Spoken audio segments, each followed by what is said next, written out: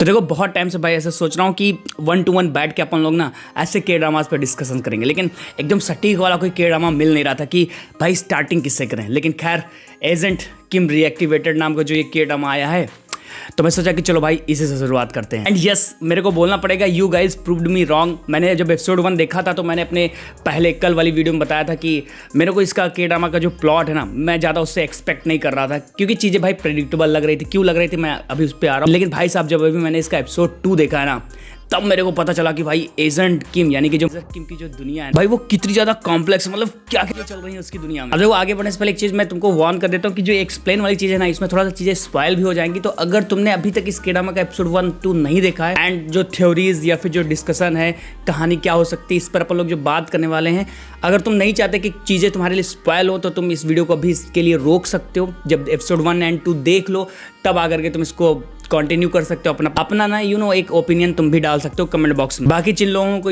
Language से problem हो रही थी कि भाई लैंग्वेज हिंदी में आया नहीं तो मैं इसको कैसे समझूंगा, तो डोंट वरी, इस वीडियो में मैं तुमको इतनी इन्फॉर्मेशन दे दूंगा कि भाई तुमको के ड्रामा देखने की जरूरत भी नहीं पड़ेगी। तुमको सब पूरा क्या चल रहा है क्या नहीं चल रहा है, तुमको सब कुछ समझ में आ जाएगा। तो यहाँ पर जो मैंने 2 एपिसोड देखे हैं उनको एक्सप्लेन कर दूंगा तुम्हारे लिए, एंड जो ब्रेक डाउन या फिर जो थ्योरीज है ना, उसको भी अपन लोग इसी में डिस्कस कर लेंगे। तो वीडियो के साथ बने रहना, क्योंकि जब तुम सपोर्ट करोगे तभी मेरे को मजा आएगा इस तरह की वीडियो बनाने में। बाकी देखते हैं कि तुम लोग कितना सपोर्ट करते हो। देखो इस के ड्रामा की जो कहानी है वो एक वेबटून से उठाई गई, मैंने उसको पढ़ा नहीं है। जो के ड्रामा मैंने देखा है वो मैं तुमको बताता हूँ। देखो इसकी शुरुआत होती है अपने एजेंट किम के कैरेक्टर को दिखा करके। बंदा एकदम सिंपल लाइफ जी रहा है, अपना काम पे जाता है, टाइम टू टाइम सारी चीज़ें करता है, एंड उसके घर में एक बेटी है, क्योंकि जो उसकी वाइफ है ना वो डेथ हो गई। कैसे डेथ हुई उसकी मैं तुमको आगे बता रहा हूँ। लेकिन जो अपना एजेंट किम है बस अभी अपनी बेटी के साथ अपनी हंसी खुशी लाइफ गुजार रहा है। एंड साथ साथ उसके कुछ दोस्त भी हैं, जिसमें से एक दोस्त ये है जो कि बॉक्सिंग वॉक्सिंग सिखाता है। दूसरा दोस्त ये है जो कि थोड़ा सा हल्क टाइप का कैरेक्टर, तुम समझ सकते हो कि भाई बंदे को तुरंत भी गुस्सा आ जाता है। तो ये जो 2-3 इसके दोस्त हैं, उनके साथ उसकी लाइफ, जो उसकी दुनिया है, मस्त तरीके से चल रही होती है। अब सीन ये है कि जो उसकी बेटी रहती है ना, वो एक काफ़ी बड़े स्कूल में पढ़ रही है, एंड उस बड़े स्कूल में एक और बंदी है जो कि एक काफ़ी बड़े कोरिया का एक काफ़ी बड़ा एक ग्रुप है, उसका एक चेयरमैन है। मतलब कह सकते हो इस के ड्रामा का वो एक विलन है। अब मेन विलन है या नहीं उस पर मैं आगे कमेंट करूंगा, लेकिन हाँ वो एक विलन का एंगल क्रिएट करता है। तो ये जो बंदा है ना, गुंडा टाइप का है, माफिया टाइप का है, एंड बहुत सारे कर्म कांड करके भाई वो उस पोजीशन पर पहुंचा। एंड उस कॉलेज में जिसमें अपने हीरो की बेटी पढ़ रही है, वहां पर ये बंदा चेयरमैन है, उस कॉलेज को पूरा रूल करता है। भाई इतना पैसा है तो रूल तो करेगा, ऑब्वियस सी बात, मतलब कंट्रोल करता है। जो प्रिंसिपल, डायरेक्टर सब इसके कदमों के नीचे रहते हैं। अब इस चीज का जो उसकी लड़की है ना, वो भाई वहां की बॉस है, दादागिरी करती है, सबको बुली करती रहती है। तो फिर एक दिन कांड ये होता है कि जो मैनेजर किम की बच्ची है और जो ये चेयरमैन की बच्ची है, वो भाई एक दूसरे के आमने सामने आ जाते हैं। दोनों में झगड़ा होता है, लेकिन जो फर्स्ट राउंड का झगड़ा रहता है ना, उतना हैवी नहीं जाता, बस नॉर्मल सी फाइट होती है, फिर चीजें आगे बढ़ जाती हैं। एंड दूसरी तरफ उसी कॉलेज में एक लड़का भी है जो कि काइंड ऑफ उस लड़की का, मैनेजर किम की जो लड़की है ना, उसका क्रश है। एंड जो अपने विलन वाली की लड़की है ना, हैरी करके नाम उसका नाम रहता है, वो भी कहीं ना कहीं उस बंदे को चाहती है। अब सीन ये होता है कि एक दिन एक स्पोर्ट टाइप का जैसे पीटी वगैरह अपने यहाँ होती है ना, वैसे ही उनके कॉलेज में एक सेक्शन आता है संडे मंडे वाला।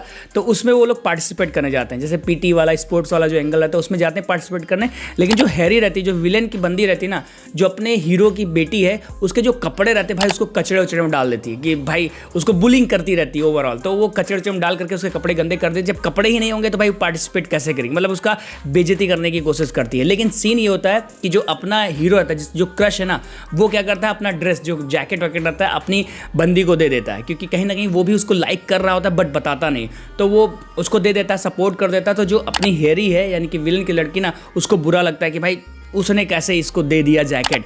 एंड इसके चक्कर में भाई इन लोगों का ना दूसरा फेस ऑफ हो जाता है। एंड अब यहाँ पर सीन ये होता है कि जो अभी तक मैनेजर किम की बेटी थी ना, उसने हाथ नहीं उठाया था उस चेयरमैन की बेटी पर, लेकिन इतना ज़्यादा वो बुल कर देती है कि भाई अब उसको भी फील आता है कि अगर मैंने इसको मारा नहीं तो ये मेरे को हमेशा चढ़ती रहेगी। तो भाई इन दोनों का एक तगड़ा वाला फाइट होता है, जिसमें जो मैनेजर किम की बेटी है कहीं ना कहीं भाई उसको पीट देती है विलन की बेटी को। अब जब विलन की बेटी पिट जाती है तो बेइज्जती हुई इसकी, तो वो लोग क्या करते हैं ना भाई, अपने पेरेंट्स को बुला लेते हैं। अब यहाँ से इस के ड्रामा में ना भाई रियल पॉलिटिकल मुद्दा शुरू, मतलब अपना किम भी आता है एंड जो हैरी है यानी विलन की जो फैमिली वो भी आती है एंड समहाउ जो मैनेजर किम रहता है ना कि भाई चीज़ें बढ़े ना, इसलिए भाई वो माफ़ी मांग लेता है ऐसा वाला करके। फिर वो बोलता है कि मैं अपनी बेटी को इस स्कूल से ट्रांसफ़र कर दूंगा, आगे जाने की जरूरत नहीं है, चीज़ें बढ़ाने की जरूरत नहीं। तो वो बस इतना कह करके मामला रफा दफा करने की कोशिश करता है। लेकिन जो बेटी रहती है ना, वो महाराजा मूवी देखी है ना, महाराजा जो यहाँ पर कुछ सीन ऐसा क्रिएट किया जाता है, लगभग साउथ की मूवीज वाला टच है। अब बेटी का कहना ये है कि भाई मेरा जो डैड है जिसको मैं अपना सब कुछ मानती थी, मेरा सुपर मैन है, वो कैसे उस बंदे के सामने झुक गया। ये चीज अपने मैनेजर किम की जो बेटी रहती है उसको बुरा लग जाता है एंड कोइंसिडेंस ये होता है ना कि उसी दिन उस बेटी का बर्थडे भी रहता है। अब एपिसोड 1 में हमें पता चलता है कि जिस दिन लड़की का बर्थडे रहता है उसी दिन मैनेजर किम की वाइफ यानी जो उसकी माँ रहती है ना, उसकी भी भाई मौत हो गई। क्या मौत हो जाती है उसको एपिसोड 2 में रिवील किया, तो उस पर मैं आगे कमेंट करता हूँ। बट अब जो मैनेजर किम की बेटी है, बाप ने भाई माफी मांग लिया, इस चीज से वो थोड़ा सा गुस्सा हो जाती है। वो अपने पापा से बोलती है कि आज मैं घर नहीं आऊंगी, मैं इधर उधर एक्स्ट्रा क्लास करने वाली हूँ। कोरिया में एक सिस्टम है ना कि तुम रात में भी क्लासेस ले सकते हो या फिर कुछ काम करना चाहो तो काम भी कर सकते हो जाकर के इधर उधर स्ट्रीट्स में। अब जो मैनेजर के में घर आता है और अपने काम से घर आ जाता है, फिर बाद में वेट करता है कि भाई 12 बज गए, अभी तक अपने दोस्त के यहाँ से वो मेरी बेटी आई नहीं, क्या हो गया। अब फिर उसके बाद वो भाई पता लगाना शुरू करता है क्योंकि काफ़ी टाइम बीत जाता है, पूरा रात हो जाता है। फिर दिन में वो पता लगाना शुरू करता है कि एक्चुअली में मेरी बेटी कहाँ है। और फिर पता लगाते लगाते भाई हमें दिखाया जाता है कि जो बेटी है ना उसको किडनैप कर लिया गया है। अब बस यहाँ से इस केड्रामा का जो नाम है रीएक्टिवेटेड, जो वर्ड है ना मैनेजर किम रीएक्टिवेटेड, यहाँ से भाई चीज़ें इसकी आगे एक्सप्लोर करती है। अब जो अपना हीरो है वो अपनी बेटी को ढूंढना शुरू करता है। तो ढूंढेगा कैसे? तो अपने दोस्त, सबसे पहले जो उसके दोस्त वगैरह हैं उनसे कांटेक्ट करता है। फिर कांटेक्ट करते करते पता चलता है कि रात में इन लोगों की फाइट हुई थी। अब जहाँ फाइट होती है वहाँ पर अपना बंदा जाता है एंड फिर वहाँ पर वो बाई मिस्टेक या फिर कोइंसिडेंस बोल सकते हो कि जो वो लड़की थी ना हैरी, अपने विलन की बेटी, वो भी वहीं पर आ जाती है एंड वो एक गुंडे को लेकर के आती है। अब वहाँ पर मैनेजर किम सिंपली उन लोग से पूछता है कि भाई मेरी बेटी कहाँ है एंड देखो तुम्हारा यहाँ पर एक पीछे बांधने वाला लड़कियों का नहीं होता, बालों में जो बांधती हैं जूड़ा टाइप का कहते हैं, उसका वो गिरा रहता है। तो दिखाता है कि देखो तुम यहाँ पर आई थी, कुछ तो यहाँ पर हुआ है और ब्लड वगैरह सब पड़ा रहता है, तो मेरे को बताओ मेरी बेटी कहाँ है। लेकिन जो उसका गुंडा वाला दोस्त रहता है वो बोलता है कि भाई नहीं बताएंगे, क्या कर लोगे। तो उसके चक्कर में भाई वो अपना शर्ट निकाल देता है कि भाई मेरे को तुमको मारना है बस। अब मारने के चक्कर में जब शर्ट निकालता है तो मैनेजर किम के भाई वो कपड़े फाड़ देता है। जब फाड़ता है तो पता चलता है भाई इतना बॉडी में पूरा मार्क्स रहते हैं कि भाई क्या बंदा है। और फिर हमें थोड़ा सा पास्ट में चीज़ें लेकर के जाते हैं मेकर्स की एजेंट किम जो है वो कौन है। हमें फिर पता चलता है कि भाई वो एक्चुअली में एक कोड 66 नाम का एक बंद कोड 66 था या 60 था नाम का एक एजेंट था साउथ कोरिया का, जो कि नॉर्थ कोरिया के जो चीज़ें थी, जो पॉलिटिशियंस वगैरह थी, उनके लिए वो मिशन करता था। मतलब वहाँ पर जाकर के सबको तबाह करता था स्पाई बन के। और यहाँ से हमें एक मिलिट्री का एंगल देखने को मिलता है कि एजेंट किम के पीछे ना बहुत बड़ी बड़ी पावर्स भी पड़ी हुई हैं। यार यहाँ पर वो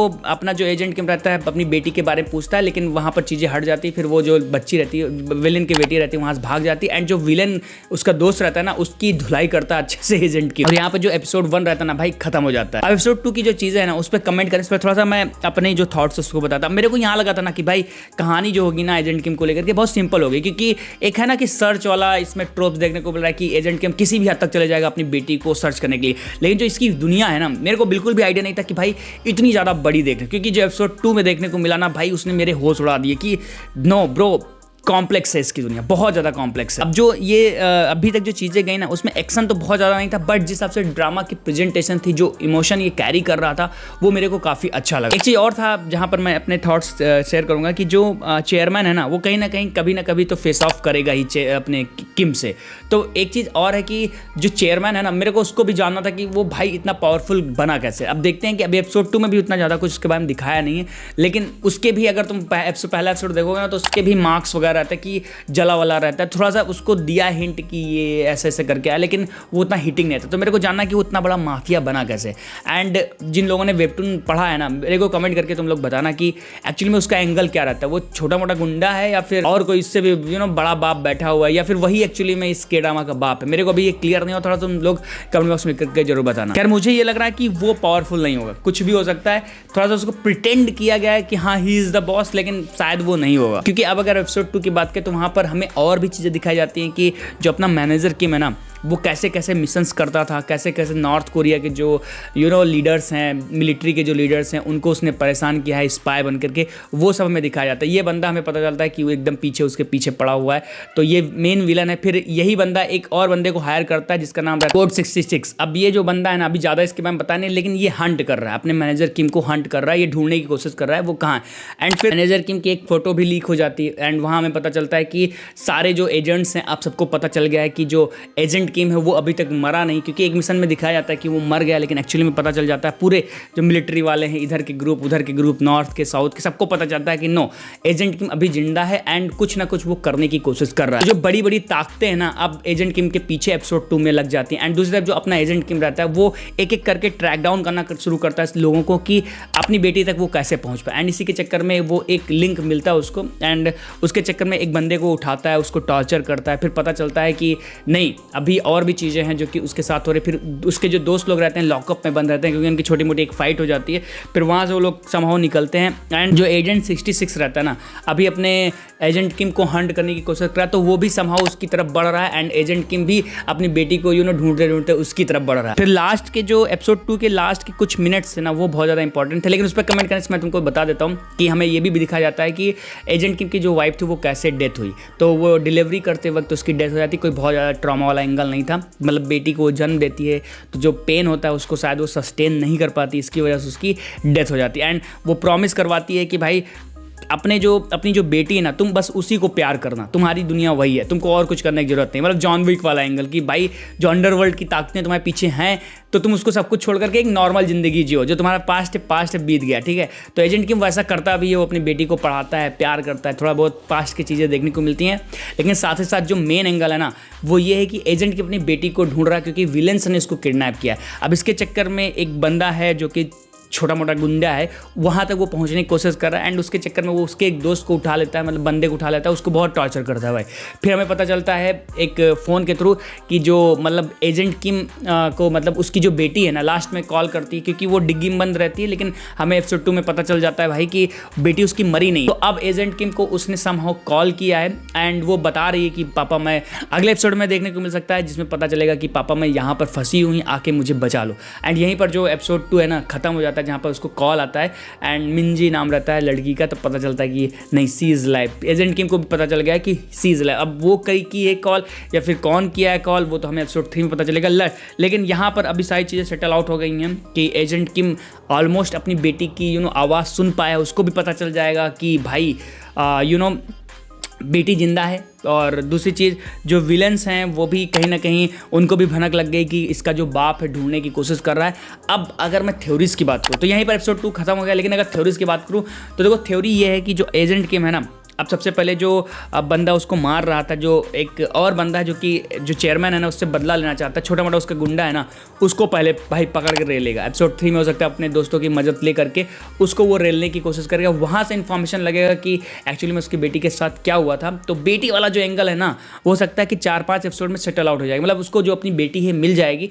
फिर जो मेन एंगल चल रहा है, नॉर्थ कोरिया, एजेंट्स उसके पीछे पड़े, हाई पावर्स हैं, है ना, ये सब तुमको हो सकता है कि रिमेनिंग एपिसोड में 5 एपिसोड में देखने को मिलेगा। क्योंकि जो चेयरमैन वाला एंगल है, जैसे बेटी मिल जाएगी, उसको पता चल जाएगा कि चेयरमैन के लिए उसके गुंडे काम कर रहे थे जिन्होंने मेरी बेटी को उठाया था, तो शायद हो सकता है कि उसको मार वार के सबक सिखा देगी, भाई तुम मेरे से दूर रहना, मैं बहुत बड़ा एजेंट हूँ, ये है वो है, सब कुछ पता चल जाएगा, तो शायद वो हट जाए।